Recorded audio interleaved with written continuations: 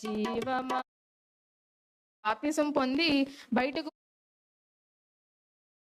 నచ్చినట్లుగా మనం కూడా దేవునికి ఇష్టలైన వారిగా మనం ఉండాలి.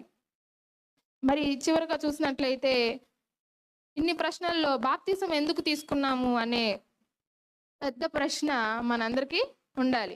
బాప్తిసం ఒక సర్టిఫికేట్ కాదు, ఒక మీరు రిచువల్ కాదు. పాత నిబంధన గ్రంథంలో తెవీలా మిక్వే అని చెప్పి ఎప్పుడు పడితే అప్పుడు పాపం చేసిన వెంటనే వారు శుద్ధీకరించబడటం అనే అది కాకుండా బాప్తిసము జీవితంలో ఒకసారి తీసుకుంటాం, కానీ ఆ బాప్తిసము యొక్క విలువను మనం నిలబెట్టాలి.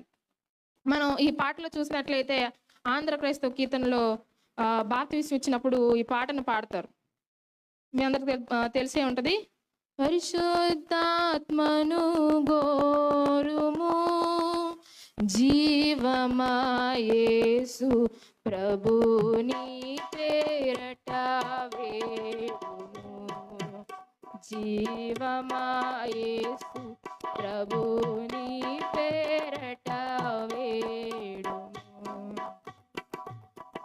పరిశుద్ధాత్మను పొందుట అన్నిటి కన్నా ప్రబలమైన మేలిట.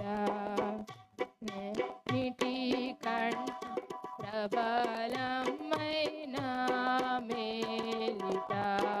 సరే, సో ఈ పాట చాలా అద్భుతంగా లిఖించబడి ఉన్నది. ఈ చివరి వచనంలో చూసినట్లయితే పరిశుద్ధాత్మను పొందుట అన్నిటికన్నా ప్రబలమైన మేలిట. So it is very important that the grace of God is bestowed upon us through this baptism. దేవుని యొక్క కృప పరిశుద్ధాత్మ ద్వారా బాప్తిసంలో నుండి మనకు వస్తుంది.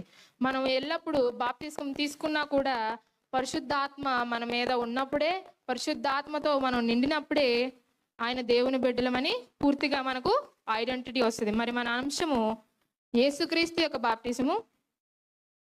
యేసుక్రీస్తు యొక్క బాప్తిసం, ఆయన కుమారుడు అనే పేరు మరియు ఆయన దైవ కార్యార్థ సేవ.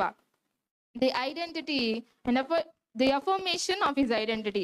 సో దేవుని కుమారుడని మరి ఆ బాప్తిసం ద్వారా తండ్రి అనే దేవుడు యేసుక్రీస్తుకు ఇచ్చారు. అదేవిధంగా ఆయన మిషన్ని, దైవ కార్యార్థ సేవను ఈ భూమి మీదకు వచ్చి ఆయన పూర్తి చేసినట్లుగా మనం చూస్తా ఉన్నాం.